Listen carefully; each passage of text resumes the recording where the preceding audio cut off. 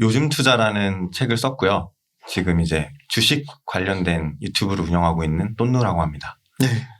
똔누라는 뜻이 뭐예요? 이제 최근에 이제 바꿨는데요. 네. 이제 돈을 누리다 뭐 이런 표현을 바꿨는데 원래는 제가 이제 유튜브를 시작할 때 네.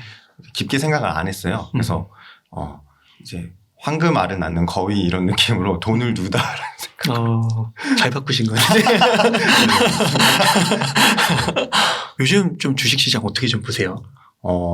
저는 이제 개별 주식에 대해서는 언급을 안 하고요. 그냥 ETF 결국은 S&P 500 시장 전체를 그냥 보고 투자를 하고 있거든요.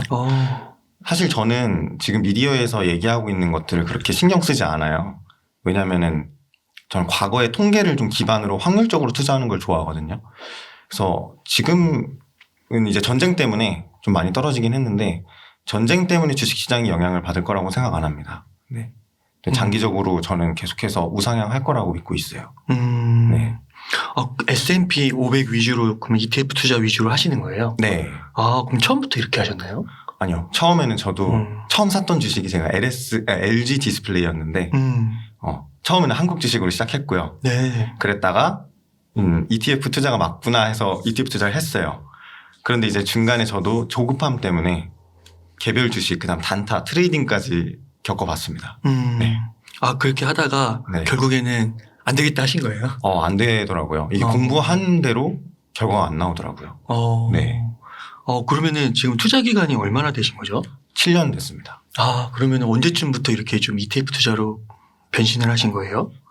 처음 느꼈던 거는 워렌 버핏 책을 제가 처음 접했어요. 근데 거기서 제일 제가 와닿았던 게 일반인들도 그냥 인덱스 펀드를 꾸준히 사면 합리적으로 부자가 될 수 있다. 제가 이 말에 꽂혀가지고 ETF 투자가 맞구나 해서 시작을 했습니다. 네. 그러면은 뭐 월 적립식으로 네. 계속 사가는 건가요? 네. 사실 처음 이제 주식을 시작하시는 분들은 매월 사는 게 좋아요. 저도 처음에는 매월 적립식으로 투자를 했거든요. 나중에는 어느 정도의 그 하락폭을 기준으로 좀 기계적으로 매수를 하는 겁니다. 네. 그 하락폭의 그거 기준은 어떻게 되는 거예요? 저는 이제 다 결국은 통계적으로 보고 투자를 하거든요. 1928년부터 2021년까지 데이터를 보면요. 전고점 최대 하락폭이 마이너스 16.3%예요. 저는 그게 하락폭의 기준점을 삼고 투자를 하거든요. 그래서 지금은 좀 올랐는데 저번 주까지만 해도 11.9%가 떨어졌더라고요. 전고점에서. 그럼 저는 괜찮은 수준이다 생각하고 조금 더 매수합니다. 네. 그러니까 최대 하락폭이 어떤 게 16.3%라고 하신 거죠? 다시 한번 설명해 주신다면? 이제 주식시장이 계속해서 상승했잖아요. 그렇다가 지금 이제 전쟁 영향으로 떨어졌잖아요. 그 고점 대비 현재 자리가 얼마나 떨어졌는가. 그걸 기준으로 저는 투자를 해요. 그럼 전고점 대비 네. 16.3%밖에 안 떨어졌어요? 네, 평균적으로. 네. 평균적으로. 네, 엄청 많이 떨어진 적도 있었지만 평균적으로는 마이너스 16.3% 정도. 그래서 네. 그 언저리면 이제 매수를 해간다. 네, 그렇죠. 그래서 이번에 이제 마이너스 한 11%니까 네. 이 정도면은 괜찮다. 뭐 한 네. 5%밖에 차이가 안 나니까. 네, 맞아요. 그렇게 해서 매수를 하시는 거예요? 네, 맞습니다. 그렇구나. 그렇게 했을 때 진짜 실제로 네. 수익률이 지금까지 괜찮았나요? 10에서 한 15% 계속해서 꾸준히 연 수익률은 나오고요. 근데 이렇게 투자하는 게 저는 확실히 맞다고 생각해요. 이게 투자를 어렵게 생각하면 어려운데 그냥 단순하게 접근하면은 정말 쉽거든요. 통계적으로 봤을 때 전 사실 이 주식이 확신의 영역이라고 생각하지 않아요. 확률의 영역인 거잖아요. 어떤 개별 주식도 가능성에 베팅을 하는 거잖아요. 결국 이 주식시장 전체 시장을 봤을 때도 확률적으로 장기적으로 우상향했기 때문에 그걸 믿고 사는 건데 이렇게 낙폭이 좀 커졌을 때 조금 더 과감하게 살 수 있는 거죠. 더 많은 수익률을 얻기 위해서. 네. 그러면 네. 이게 되게 전 또 이렇게 그 매수를 하시는 분이 처음 접한 것 같아요. 그래요? 예, 지금까지 한 수백 명 그래도 인터뷰를 했는데 그래서 신기해서 네. 좀 이제 더 여쭤보면은 네. 예를 들어서 그러면 작년 같은 경우는 거의 원사이드로 상승을 했잖아요. 맞아요. 그리고 뭐 빠져도 뭐 2% 3%. 네, 맞습니다. 그럼 그때는 매수를 안 하는 건가요? 그때는 이제 되게 소극적으로 했어요. 제가 코로나 닥쳤을 때 이제 마이너스 33% 떨어졌거든요. 그때 좀 과감하게 투자를 하고 나머지 기간 동안에는 그냥 월 100만 원, 150만 원 좀 일정하게 조금씩 샀어요. 네. 오히려 강세장에는 전 조금 소극적으로 나가고요. 좀 많이 떨어졌다고 판단됐을 땐 더 과감하게 투자하는 편입니다. 아, 그렇구나. 그러니까 네. 월 한 100에서 150은 한 고정으로 네. 좀 이렇게 하는 거고, 네. 그 다음에 이렇게 역사적 통계 네. 마이너스 16.3에 근접할 경우에는 조금 더 많이 들어간다. 네, 맞습니다. 혹시 그러면 좀 어느 정도 더 많이 들어가는지. 아, 금액적으로요? 네. 뭐 150, 아까 100에서 150이라고 했으니까. 네. 그런 가이드라인까지 좀 주시면 네. 시청자분들이 굉장히 좀 구체적으로 이해할 수 있을 것 같아서. 이게 정답이 될 수는 없는데 제 기준으로 설명을 드리면요. 저는 이제 꼭 비율을 유지하려고 노력을 해요. 주식이 60%, 그 다음에 항상 투자할 수 있는 그 현금이 40%. 그런 다음에 기회가 왔다 생각되면 이 비율을 좀 바꾸는 거죠. 예를 들어 7대 3에서 8대 2 이런 네. 식으로. 제가 현금을 꼭 유지하는 이유는요. 아무래도 심리적으로 떨어질 때 현금이 있는 것과 없는 것과 차이가 커요. 그래서 항상 그 비율을 유지하면서 투자를 해요. 그래서 예를 들어서 사람마다 이제 금액이 다르니까 정답은 없는데 이번에 제가 1,300만 원을 추가 매수했거든요. 이번에 네. 이렇게 떨어졌을 때. 네. 제 금액 대비 한 10% 더 추가를 한 거죠. 원래 투자했던 것보다. 그런 식으로 좀 본인이 기준을 잡아서 투자를 하시면 좋은 것 같아요. 네. 내 금액, 내 투자 금액을 보고 비중을 나눠서. 아, 그러면 계속 현금을 네. 한 20%에서 40%는 항상 유지를 하는 거네요? 네, 맞습니다. 독특한 것 같아요. 이거 어떻게 보면 네. 정말 단순하게. 그거 엄청 심플하네요. 네, 엄청 심플하게 주식시장 전체를 사는 거죠. 정말 고수분들은 사실 보석 같은 주식을 찾는 거잖아요. 근데 저는 그냥 그 전체를 그냥 사버리는 겁니다. 그러면은 개별 종목을 사지 않고 그냥 S&P 500만 계속 사는 거예요? 그냥? 네네네. 와, 그것도 되게 신기하네. 그러면은 이렇게 했을 때 연복리 수익률을 기대로 이렇게 했을 때 기대 수익률이 한 10에서 15%? 네. 그 정도 기대하고? 사실 더 나와요. 사실 더 나오는데, 이제 이 사람마다 좀 다르죠. 기회를 놓치는 사람은 덜 나오고. 근데 10%는 나왔죠. 그때 코로나 때 수익률이 워낙 좋아져가지고. 네. 아, 그렇구나. 네. 그럼 안 팔아요? 안 팝니다. 절대. 아, 그래요? 네, 절대 안 팔고. 야, 네. 이건 이제 저는 그 기준이 그게 있어요. 파는 기준은 세금을 덜 낼 때. 이건 좀 더 딥하게 들어가서 말씀드리는 건데, 배우자 증여 통해서 양도세를 줄이는 방법이 있거든요. 미국 직투는. 그 기회로 만약에 세금을 적게 낼 수 있는 타이밍이 있으면 팔아요. 근데 그게 아니면 계속 모아갑니다. 네. 그렇구나. 진짜 S&P 500이면은 네. 다른 거 살 필요도 없잖아요. 다른 기업을 고를 필요도 없고. 네. 맞아요. 그러면 예를 들어 뭐 요즘에 네. 조금 이렇게 또 흥행하는 ETF 중에 하나가 네. 뭐 나스닥 100 네. 그리고 뭐 필라델피아 반도체 같은 이렇게 섹터별로 접근하는 ETF 있잖아요. 네. 이런 것들은 투자 안 하세요? 근데 걔네들도 다 S&P에 포함되어 있거든요. 포함되어 있는데 네. 뭔가 좀 이렇게 집중적으로 그 섹터가 잘 나갈 거라는 생각으로 이렇게 네. 할 수 있잖아요. 네.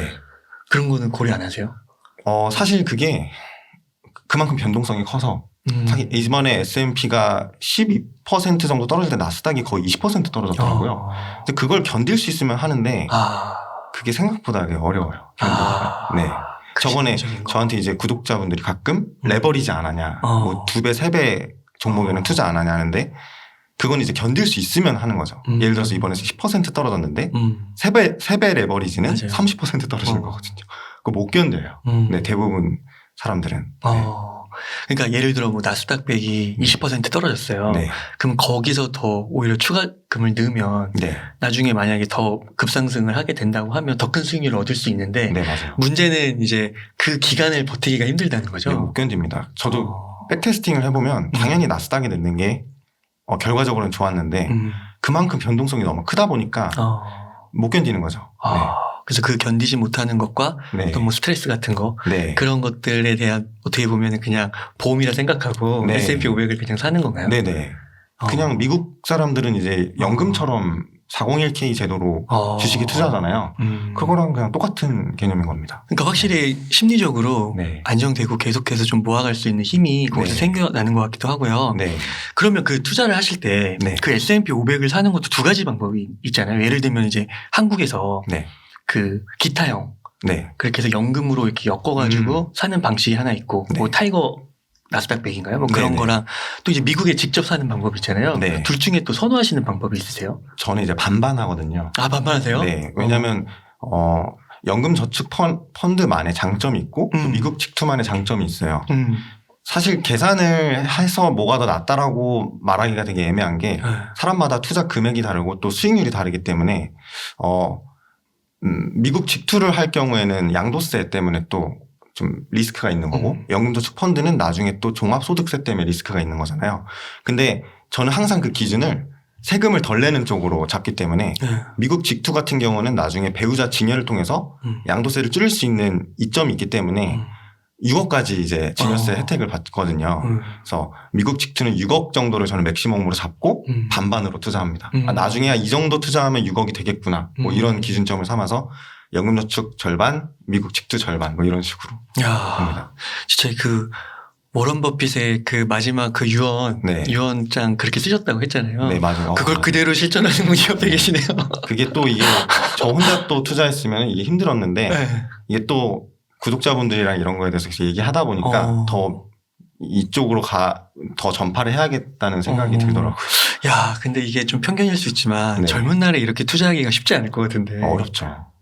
저도 잃고 나서 다시 돌아온 케이스예요. 그렇게 원래는 ETF 투자 하다가 이거 너무 답답한 거예요. 수익률도 너무 조금 나고 다른 사람들은 돈 많이 버는데 그래서 단타 트레이딩에 빠졌는데 제가 하루아침에 600만 원을 잃었어요. 손절했어요? 네. 그 선물 거래. 그때 제가 나름대로 고수라는 분한테 전화까지 했어요. 그 책을 주신다고 해가지고 전화번호를 어떻게 구해서 전화까지 했는데 그분이 그러더라고요. 큰일 날 사람이라고 저보고. 근데도 제가 말을 안 듣고 계속 선물 트레이딩 하다가 하루 만에 600만 원을 잃었죠. 그때에서 깨달았어요. 이거 이러다가 큰일 나겠다.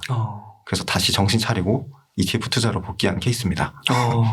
그러면 그렇게 ETF 투자로 복귀해서 지금 한 어느 정도 지속해 오신 거죠? 지금 그러니까 처음에 1년 그렇게 하다가 2년 정도 방황을 했어요.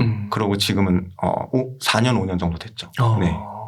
그러니까 이게 책에 보니까 월 수입 30만 원으로 시작해서 20대의 자산 2억 원을 달성하셨고 내 집 마련에도 성공하시고 너무 좋았습니다. 그 내 집 마련은 뭐 청약으로 되신 건가요 혹시? 아니요. 그건 사실 제가 부동산은 전혀 모르는데 그냥 돈을 열심히 모으다 보니까 길 가다가 그냥 평소에 제가 잘 놀러 가는 데가 있었거든요. 거기 앞에 분양한다고 해서 투룸짜리 오피스텔 그냥 받았어요. 근데 그때 안 받았으면 집 못 살 뻔했습니다. 운이 좋았어요. 예. 그러면 그건 조금 이따 또 한번 여쭤보기로 하고. 그러면 이렇게 월 수입 30에서 20대의 자산 2억 원이 달성하신 게 그 주식 투자가 상당 부분 기여를 하게 된 거고. 네, 맞습니다. 이렇게 투자법을 좀 바뀐 게 또 기여를 한 거고. 그렇군요. 와, 그러니까 20대에 이렇게 해도 이게 된다는 거네요. 네, 맞아요. 이게 좀 지루해 보이지만 이 길이 확률적으로 성공하기 좋더라고요. 그래서 저는 가끔 이런 생각을 해요. 좀 주식 투자로 슈퍼개미 분들 되게 많잖아요. 되게 훌륭하신 분들이고 정말 대단하신 분들인데 문제는 내가 그분들처럼 될 수 있는가 이거를 생각을 해야 된다고 생각해요. 선생님들도 그렇잖아요. 우리 학교 보면은 잘 가르치는 선생님이 있고 똑똑한 선생님이 있는 거잖아요. 사실 학생들 입장에서는 잘 가르치는 선생님, 그다음 내가 직접적으로 나에게 좋은 결과를 낼 수 있게 도와주는 선생님이 더 좋은 선생님인 거잖아요. 저는 이런 개별 주식 분석이나 이런 것도 좋은데 그게 아니라고 판단되면 전략을 바꿔야 된다고 생각해요. 사실 저는 ETF 투자, 이 인덱스 투자가 일반 우리가 먹는 밥이라고 생각을 해요. 그다음에 개별 주식 투자 같은 거는 가끔 우리 장어 사 먹듯이 특식. 우리가 주식을 먼저 먹고 가끔 특식을 먹어야 되는 거잖아요. 전 주식이 이런 지수 투자라고 생각을 해요. 네, 이게 선행되고 나중에 개별 주식 분석을 해서 투자를 하는 게 더 현명하다고 생각합니다. 이건 좀 여담인데 그 S&P 500으로 이렇게 지속적으로 투자를 하고 유튜브도 이렇게 운영을 하시는 거잖아요. 그럼 컨텐츠가 많이 나와요? 안 나와요. 이게 그래서 저도 이제 할 게 없는 거예요. 그래서 보면은 다른 이제 주식 채널들 보면 할 게 많죠. 그러니까요. 뭐 분석하고 테슬라에 대한 얘기, 뭐 이런 얘기. 근데 저는 이제 그게 아니니까 그게 또 아니라고 믿고 있는 사람이니까 똑같은 얘기 계속 하는 거죠. 그래서 이게 어떻게 채널이 좀 크고 이렇게 하려면 아무래도 이렇게 개별 종목도 좀 들어가야 되고 뭐 거시경제 이런 것도 좀 다뤄야 되고 뭐 이렇게 전쟁 상태도 좀 다루고 이래야 되잖아요. 근데 사실 그런 거를 안 다루면 이게 이슈가 마땅치가 않으니까 너무 심심할 수 있잖아요. 딜레마입니다. 그래가지고 그렇다고 근데 제가 추구하는 걸 바꿀 수 없기 때문에 좀 다른 방면으로 많이 얘기를 해요. 이럴 때는 S&P가 이랬다. 과거에 이랬다. 근데 이런 전쟁은 큰 영향을 주지 못할 거다. 뭐 이런 얘기를 주로 다루죠. 그러니까 차라리 그 시간에 그냥 지수 투자하고 시간 아껴서 내가 좋아하는 일을 찾는 게 더 좋다. 저는 약간 이런 거를 많이 얘기하는 편입니다. 네. 그러니까 이게 연복리가 15%가 나온다고 하면 네. 대략 한 4, 5년이면 자산이 2배가 될 수 있는 거잖아요. 네. 그럼 이게 상당한 거기는 한데 네. 근데 이게 또 한 가지가 이게 투자를 하려면 네. S&P 500을 늘려면 그걸 네. 팔지 않는다고 하면 이게 계속해서 투자를 할 수 있는 돈이 나와야 되고 네. 생활비도 나와야 되잖아요. 네. 그러면은 지금 그 돈을 버는 방법은 네. 투자는 계속 그냥 모아가는 거고 네. 본업이 있으신 건가요? 네, 저 지금 회사 다니고 있고 회사도 다니고 있고 사업도 하나 하고 있어요. 사업은 이제 그냥 단순하게 요식업 사업에 투자를 한 거거든요. 네, 지금 일반 직장인입니다. 네. 그러면 그 본업을 되게 소중히 여기겠네요. 현재로서는 그렇죠. 투자를 병행하려고 하면. 네, 맞아요. 그렇구나. 네. 그 혹시 근데 그렇구나. 그러니까 이게 그 현금 흐름이 끊기는 순간 어떻게 보면 또 이게 S&P 투자가 조금 그때는 어려워질 수도 있는 거고. 네, 맞습니다. 그래서 저는 계속 그런 걸 연구해요. 내가 더 내 사업을 할 수 있는 게 뭐가 있을지. 투자하는 시간을 좀 아껴서 나중에 저도 제 사업을 하고 싶은 게 꿈이라서 그런 쪽을 계속해서 고민하고 있습니다. 네. 그러면은 막 진짜로 특별하게 막 여기서 많은 분들이 또 걱정하시는 게 한 번 더 뭐 지수가 폭락하면 어쩌냐. 네. 뭐 그런 것들. 그래서 뭐 지금 현금이 좀 있는데 너무 빨리 쓰면 안 되는 거 아니냐. 네. 이런 것들을 특별히 뭐 고민할 게 없겠네요. 그렇죠. 기준점만 삼으면 그게 물론 정답이 될 수는 없는데 확률적으로 더 떨어지긴 힘드니까 더 떨어지면 오히려 역으로 생각하면 그게 기대 수익률이거든요. 그래서 네, 그 기준을 잡고 투자를 하시면 마음이 훨씬 편합니다. 네. 보통 이제 S&P 500이 연평균 수익률이 10%라고 얘기를 해요. 근데 이제 그러면은 가끔 어떤 분들이 그러면 꾸준히 10%가 나오냐? 그건 아니거든요. 네. 이게 거의 100년, 200년 동안의 평균이 연평균 10%지 엄청 변동성이 심했어요. 떨어지기도 엄청 떨어지고 높아지기도 엄청 높아지고. 근데 우리가 꼭 집중해야 될 게 그 수익의 70% 그러니까 변동성의 70%는 플러스 수익률이었고요. 10%보다 높았어요. 그래서 이런 위기 때 저 정신 차리고 두려움을 조금 이겨내고 투자를 하면 10% 그 이상이 나올 수도 있다는 겁니다. 네. 그러니까 지금 제가 말씀을 들으면서 네. 지금 딱 한 분이 생각났는데요. 한 증권사의 부장님이 오셨었어요. 한 네. 두세 달 전쯤에. 근데 그분도 투자를 자기의 전 종목이 S&P 500이에요. 오, 정말요? 근데 이제 그분이 네. 얼굴을 가리고 결국 하셨거든요. 근데 그 네. 이유가 뭐냐면 네. 증권사에서는 네. 다양한 물품을 팔아야 된다는 거예요. 맞다. 네, 맞아요. 그렇죠. 근데 그게 답이 아니라는 거예요. 오히려 부자들은 S&P 500을 갖고 네. 계속해서 비중을 실어가는 거. 왜냐면 개별 종목을 사도 불안하기 때문에 네. 거기다가 나중에 이게 뭐 몇백만 원, 몇천만 원 수준일 때는 실을 수 있어도 네. 이게 억이 넘어가는 순간 불안해서 못 싣는 거예요. 맞아요. 진짜 뭐 삼성전자나 뭐 애플이나 이런 게 아니라면 네네. 확신이 없는 거죠. 근데 S&P 500은 망할 리가 없잖아요. 그렇죠. 그게 망할 수가 없죠. 왜냐하면 계속 안에 있는 종목들도 종목이 교체가 되니까. 네. 그리고 뭐 팔 생각이 없어요. 그분도 증여예요. 그래요? 비슷해요. 그래요? 계속 그냥 늘 수 있는 거죠. 네, 계속 늘 수 있죠. 높으나 낮으나. 네. 근데 이제 이게 소형주나 막 이런 거면 무서운 거죠. 그렇죠. 계속 또 어느 순간 이게 확인을 해야 되고. 네. 또 굉장히 그 젊은 나이에 이렇게 또 그 투자법을 깨달으셔가지고. 네. 대단하신 것 같네요. 책을 많이 읽어서 또 확신이 생긴 것 같아요.